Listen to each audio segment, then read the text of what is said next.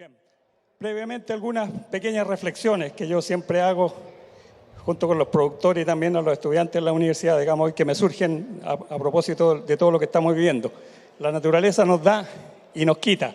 La naturaleza nos da clima, nos da suelo, nos da horas de frío, nos da agua, pero también nos quita con heladas, con lluvias, ¿no es cierto?, con malos periodos. Así que esa es una buena frase.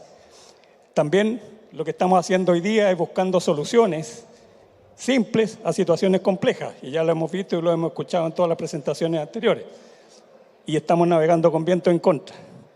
Pero también hay que recordar la frase de Warren Buffett, ¿no es cierto?, que es un famoso inversionista a nivel mundial, que él dice: cuando baja la marea podemos ver quiénes están bañando desnudos, ¿no es cierto? Y este es un tiempo donde está apareciendo eso.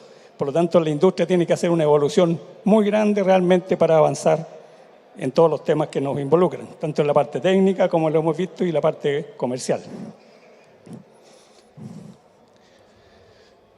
Cambio climático, algunas de las amenazas, ¿no es cierto?, vamos a mencionarlas. El cambio climático, como son la sequía, la falta de frío invernal, en algunas zonas las heladas, el estrés térmico y fotooxidativo de verano, ¿a qué nos obliga? Que cuando tenemos estos eventos de alta probabilidad y de alto impacto en la producción o calidad de la fruta, tenemos que hacer inversiones. Y esa es la tendencia de la fruticultura. Cada vez la fruticultura va a ser de mayor intensidad en el uso de capital. Y por lo tanto vamos a tener cada vez más costos fijos. Y eso no es válido solamente para las cerezas, sino para todos los frutales. Entonces, para las lluvias, para las heladas, daños por estrés térmico, fotooxidativo, son inversiones. La fruticultura del futuro es gran parte inversión. Por lo tanto, gran parte del costo va a ser de capital.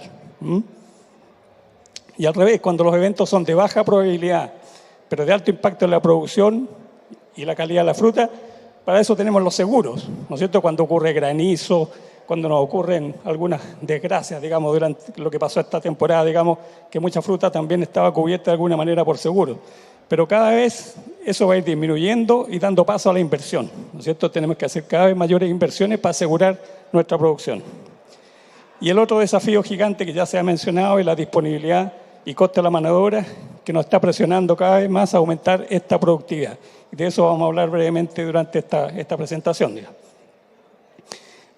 Y esto es nada más que para reflejar cuáles son las inversiones que estamos haciendo en maquinaria durante la preparación del suelo, el uso de cortinas, ¿no es cierto?, en algunos casos para acumular mayor cantidad de horas frío, el uso de los plásticos para adelantar las cosechas. En fin, todo esto, en definitiva, es lo que estamos hablando de inversiones iniciales, aparte de la compra del suelo, de la preparación de ese suelo, como se refleja, ¿no es cierto?, en el uso de maquinaria de este tipo, digamos. Esto nada más que para dar un ejemplo de algo que esto lo he presentado muchas veces, yo creo que ustedes también lo han visto en innumerables oportunidades, ¿no es cierto? En la medida que nosotros vamos subiendo el porcentaje de embalaje en las categorías superiores, ¿no es cierto? Aquí estamos hablando solamente de fruta sobre 28 milímetros. En la medida que nosotros embalamos más fruta objetivo, porque eso es todo lo que estamos hablando, ¿cuál es la fruta objetivo? 28 milímetros y superior. En la medida que embalamos más cajas, nuestro costo directo por caja, porque le estamos asignando todos los costos a esas cajas, ese costo va disminuyendo. Y nosotros nos hemos puesto de manera un poquito arbitraria en un nivel de $2 para nosotros es el techo. No podemos pasar de ese costo directo por caja.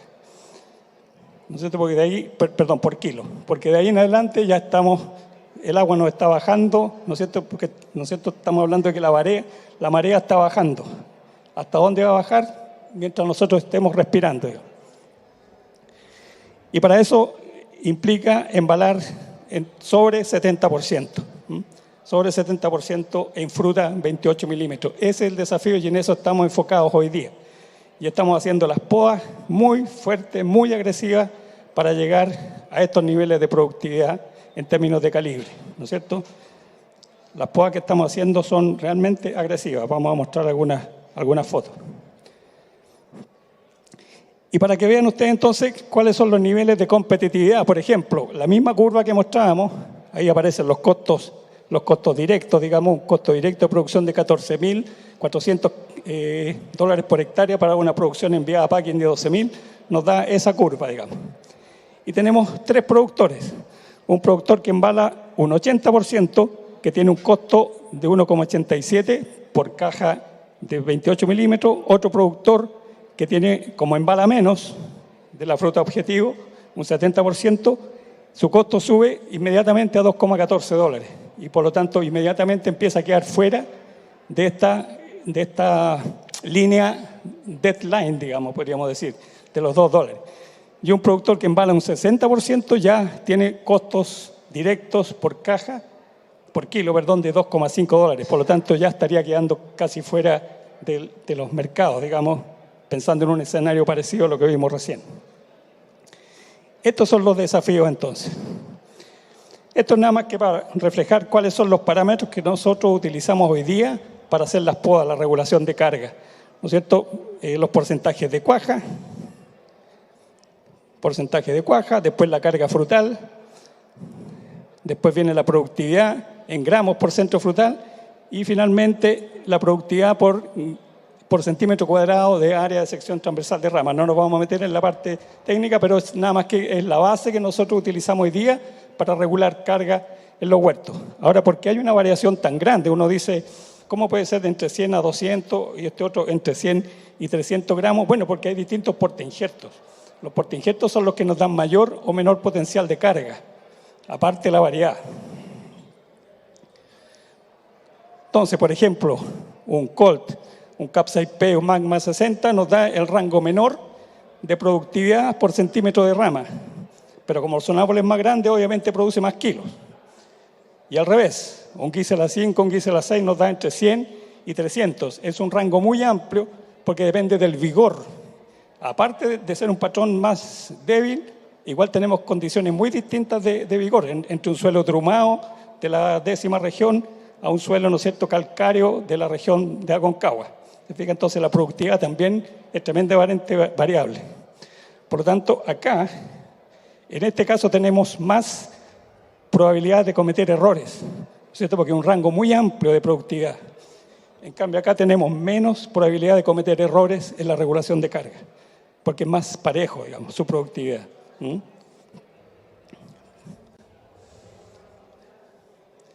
Y al revés, digamos, la intensidad de poda de invernal, naturalmente que en un Colt la intensidad va a ser mucho más baja comparado con un Gisela 5, Gisela 6, donde hacemos una regulación de carga muy fuerte para acercarnos a esos niveles de productividad que estamos buscando. Y eso es exactamente entonces lo que estamos haciendo hoy día con los sistemas de poda mucho más intensivos. Esto, yo he mostrado estas imágenes en otras presentaciones o publicaciones.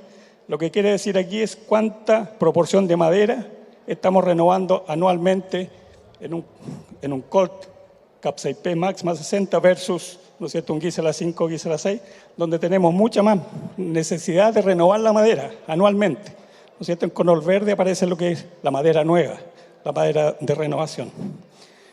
Son esquemas muy simples, un poquito infantiles, pero es lo que me da la capacidad que yo tengo de hacer presentaciones. No tengo muchas habilidades.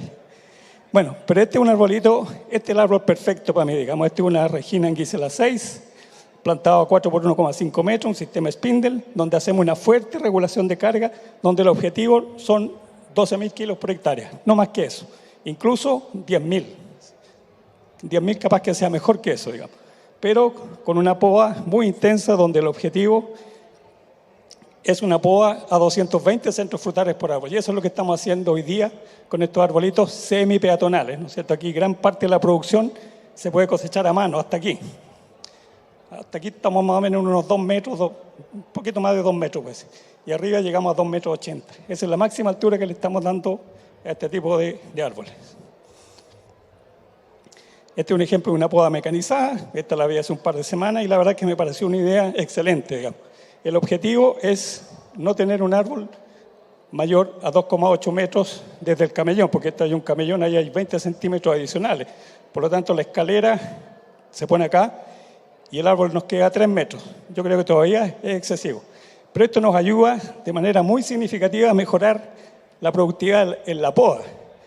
Porque si nosotros le mostramos ese árbol a un podador, nos va a cobrar inmediatamente, no sé, 300, 400 pesos. Si nosotros le entregamos al podador un árbol ya prepodado mecánicamente, el precio baja sustancialmente, porque hay un tema de visión, ¿no es cierto? Si uno ve un árbol grande, inmediatamente se imagina la escalera y gastándose una cantidad enorme de jornada. Entonces, preparemos los árboles para la gente. Y para eso yo soy bastante partidario, en los huertos, las condiciones donde se pueda, hacer prepodas mecanizadas. Naturalmente que cuando hay poste, hay alambre, hay techo, no se puede hacer, digamos. Pero de alguna manera hay que prepodar los árboles, prepararlos para que lleguen los podadores y hagan la poda de detalle, ¿no es cierto?, que es más fina. Pero la poda grosera la podemos hacer con estas máquinas. Entonces el costo por árbol puede ser mayor porque hay que sumarle el costo de la maquinaria, digamos. Pero ese es costo de capital. ¿Se fijan? Que uno lo está amortizando. En cambio, el costo de mano de obra uno tiene que pagarlo todas las semanas, todos los meses. El costo de capital uno lo renegocia con el banco, ¿no es cierto? Porque uno le dice, bueno, necesito plata, y el banco le dice, te voy a pasar algo parecido a la plata, como dice un amigo. ¿Ah? Que es lo más, digamos, común hoy día. Y esto es lo que yo llamo el árbol bien podado. Y un productor me dijo una vez que no eran cerezos, eran perales que estaba podando, y yo le di la recomendación porque teníamos que sacar peras abate fetel de 300 gramos. Me dijo, voy a hacer una poda cromosómica. ¿Qué significa eso? Que va a cortar hasta el cromosoma en la poda. Y eso es lo que yo le digo también a los productores, hagamos podas intensas, botemos la fruta. ¿No es cierto? Lo que decía Isabel, digamos que esas frutas chicas no pueden ni siquiera embarcarse. No, ni siquiera tiene que llegar al packing, ni siquiera tiene que ser cosechada, ni siquiera tiene que estar en el árbol. Y esa es la que botamos ahora. Ahora hay que botar la fruta chica. Entonces el árbol, ¿no es cierto?, es atractivo para los trabajadores, y lo que yo soy bastante partidario son las instrucciones binarias. ¿Se hace algo o no? Por ejemplo, rama gruesa, sí. Rama delgada, sí. No tiene opción, digamos. La saca o la deja, digamos, pero no hay que la recortamos un tercio, que la recortamos 10%, no. Se saca o se deja. ¿Se fija? Esa es la instrucción binaria. ¿Se despunta? Sí o no. ¿Despuntamos todo? Sí. ¿Despuntamos nada? Nada. Y no que este árbol sí, este árbol no. Entonces los trabajadores agradecen también cuando uno tiene árboles uniformes, parejos. Y ellos mismos lo dicen, estos son árboles gemelos. A uno le dicen, o sea, lo que usted quiere, que todos los árboles sean iguales. Exactamente, porque así va a ser mucho más fácil el trabajo, mucho más rendimiento, cuando toda la instrucción es pareja y no que va cambiando de un árbol a otro. Esta, por ejemplo, es lo que estamos haciendo en poda. Regina máxima 14, poda intensa de regulación de carga. Estamos dejando 300 dardos por árbol y el potencial, en este caso, que yo creo que todavía estamos un poquito excedidos, la idea es bajar a 14, en este caso, en este huerto en particular, pero con lo que tiene en ese momento tiene un potencial de 16 toneladas con 300 dardos. Y matemáticamente, o sea, la poda tiene que ser a ese rango. Ahora, si igual quedamos con un exceso de carga, tenemos la opción de hacer algún tipo de labor adicional, como son los raleos de yema, que yo le tengo bastante fe en algunas condiciones. Cuando tenemos un árbol ya muy podado y ya no le podemos sacar más carga, empezamos a hacer algunas labores de regulación mediante raleo de yemas. Y esto es lo que buscamos, ¿no es cierto?, cuando hablamos de huertos parejos, ¿no es cierto?, para que, volvamos atrás. Solo árboles homogéneos permiten labores homogéneas. Se fija, cuando ustedes dan una instrucción para todo, los árboles tienen que ser todos iguales. Se fija. Entonces, es lo que nos decía un asesor neozelandés, ¿no es cierto?, John Wilton, cuando nos decía, la idea es llegar a dar la instrucción en una rama del árbol. Y esa, multiplícala por todo el huerto. ¿Se fijan? Eso ya es el extremo de simplicidad, pero se puede llegar a eso. Y el rendimiento de la gente aumenta de manera realmente significativa. Bueno, nada más que voy a mostrar algunos ensayos que hicimos hace mucho tiempo, pero es para reflejar que los costos en cuanto a jornadas. Yo le puse jornadas laborales porque ya no se puede hablar de jornadas hombres, porque estamos incluyendo también a las mujeres, digamos. Así que jornadas laborales es el término que yo uso, por lo menos. En regulación de carga, por tonelada de fruta de 28 milímetros hicimos distintos tratamientos. Solamente poda invernal, raleo de yemas, raleo de flores. Esto es el costo, digamos. Volvamos atrás. Ahí. Estas son jornadas laborales. en poda, raleo de yemas, raleo de flores, raleo de frutos y poda más raleo de yemas. Obviamente que en el raleo de frutos es donde más jornadas se gastaban. Eso era bastante lógico, digamos. Pero después veamos cómo rinde en términos de costo, en dólares. También es, obviamente, el mayor costo en este caso era raleo de frutos. Después, jornadas laborales en regulación de carga. Obviamente que, en este caso, la regulación de carga, el raleo de yemas, donde nos gastamos, en este caso particular, esto fue hace varios años, digamos, nos gastábamos 50 jornadas. Eso es mucho, ¿no es cierto? A un costo de $60 son $3.000. Pero uno puede hacerlo en algunos sectores del huerto, ¿no es cierto? Algunos árboles más chiquititos que requieren. No estamos hablando que sea una labor generalizada. Y porcentaje de fruta 28 milímetros, definitivamente lo que mejor rendimiento nos dio fue el raleo de yemas, en esos casos de huertos que necesitaban un soporte adicional. Y por hectárea también, ¿no es cierto? Ahí estábamos hablando de las 50 jornadas laborales por hectárea, digamos. Pero después llevado, ¿no es cierto?, a fruta, naturalmente, porcentaje de fruta de 28 milímetros, este era el mejor tratamiento, definitivamente, y es lo que uno puede ver hasta hoy día. Los árboles que son apoyados adicionalmente por labores de raleo de yemas, siempre van a mostrar un mejor resultado en términos de calibre.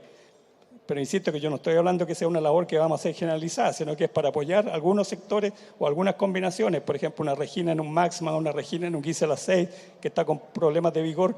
Definitivamente una labor así contribuye. Bueno, cuando comparamos los costos, se fijan, hace un rato que decíamos que en la medida que uno va subiendo el porcentaje de embalaje en 28 milímetros, va bajando el costo por kilo. Pero podemos tener dos niveles de costo, un costo de 14.400, un costo de 18.400, porque depende del nivel de inversión que se haya hecho, en fin. Pero lo ideal, ¿no es cierto?, es que en la medida que nosotros queramos subir nuestro porcentaje de embalaje, no sea subiendo el costo, sino que sea haciendo una especie de tobogán, manteniéndonos por la misma curva. Porque si subimos a otra escala de costo, obviamente nuestro costo también va a subir, que puede ser tolerable con algunas variedades o en algunas oportunidades. Pero para hacer esto, el tobogán que llamo yo, tenemos que hacer todo esto, digamos, o sea, tener una muy buena genética y muy buenos manejos, que no siempre lo logramos. Digamos, si partimos con una genética mala, vamos a estar siempre mucho más limitados. Y esto es lo que normalmente ocurre, que hacemos manejos caros. O sea, subimos el porcentaje de exportación, pero subimos de escala de costos, ¿se fija? Entonces la caja nos sale más cara. O sea, estamos bien orientados, pero estamos haciendo manejos caros. Y este es el peor escenario, digamos. No subir el porcentaje de embalaje, pero subir los costos. O sea, mantenernos, por ejemplo, en un 70, un 80%, significa que estamos haciendo manejos caros y con menor productividad, ¿no es cierto? Ese es el peor de los escenarios. El mejor de los escenarios era lo que le llamamos el tobogán, digamos, mantenerlo en la misma curva de costo, pero aumentando la productividad, haciendo manejos mejor hechos, mejor orientados. Y este es nada más que un gran resumen, digamos, son hartos números, pero la idea es que solamente podamos comparar. Estos son los famosos KPI, o traducido a indicadores clave de desempeño, que es lo que hoy día se podría considerar lo que es bueno o bajo, medio o alto como indicador. Entonces, yo puse un ejemplo de huertos reales, digamos, donde se ha hecho esta escala para poder situarse donde uno está. Uno lo puede hacer para su propia condición, en una zona, en un barrio frutícola, digamos, y decir, ¿estamos bien o estamos mal? ¿No es cierto? En términos de producción bruta, lo que yo considero, ¿no es cierto?, como un gran promedio, hoy día debiéramos estar entre las 12 y 14 toneladas, producción enviada a proceso entre 10 y 12 toneladas, porcentaje de exportación 70-80%, costo directo, lo que hablábamos delante, un rango bastante amplio, ¿no es cierto?, 1,2 hasta 1,8, ese es el rango que yo por lo menos veo en la mayoría de los productores, y nosotros debiéramos estar como aceptable, digamos, promedio, entre 1,2 y 1,8 máximo, digamos. Productividad total de la mano de obra, jornadas laborales, 10 a 12, productividad total, lo que mencionaba Antonio, ¿no es cierto?, que hoy día los huertos deberíamos estar como máximo en 200 jornadas. Idealmente bajar a 180 en la medida que mejoramos la productividad con estas labores, árboles más pequeños, árboles más peatonales. Productividad de la mano de obra en cosecha, jornadas laborales por tonelada y finalmente abajo productividad de mano de obra en cosecha en jornadas laborales por hectárea, ¿no es cierto? En cosecha no pasarse de las 100 jornadas. Estos son indicadores para que ustedes puedan tener una referencia y ubicarse dentro de ese margen. Los sistemas peatonales o semipeatonales aumentan el rendimiento de la cosecha entre 30 hasta un 50%, eso se ha visto, ¿no? Incluso puede ser más, digamos. Y yo puse esta foto a propósito porque del año 2007, que fue el primer año en que tuvimos un salto grande de producción. No sé si ustedes se acuerdan que fue un invierno muy frío, que tuvimos casi nieve, digamos, y fue el primer salto que nos fuimos al doble de producción, digamos. Y por ahí aparecían, en algunas de las curvas se produjeron como 8 millones de cajas en esa oportunidad, que fue un salto al doble de lo que producíamos el año anterior. Y en ese tiempo, y bueno, y todavía tenemos estos árboles gigantes, ¿no es cierto?, de 4 metros prácticamente, y hoy día podríamos llegar a tener arbolitos de 1,5 metros o 2 metros de altura, digamos, que es como uno de los objetivos, digamos. Estos sistemas propuestos también, digamos, hay que convencerse todavía de ellos, de las virtudes, hay que evaluarlos, pero son propuestas interesantes, ¿no es cierto?, de manejo de huertos más peatonales, donde lo que se busca es mejorar la productividad, naturalmente, de la mano de obra. Son opciones, hay que analizarlas y ver los resultados. Ya terminando, algunas reflexiones finales, digamos. El productor debe hacer bien la parte que le corresponde al trabajo y yo creo que eso se ha hecho bien. El año pasado la calidad de la fruta fue en general muy buena. Lo que pasó después fue lo terrible, digamos. Pero logramos sacar muy buenas producciones, muy buenas calibres, firmeza, porque recordemos que el año pasado teníamos el temor de la mano de obra, que no íbamos a tener gente para cosechar. Por lo tanto, también hicimos podas muy fuertes, que este año las intensificamos aún más, pero la idea entonces es controlar los trabajos que están a nuestro alcance, hacer las cosas bien en el campo.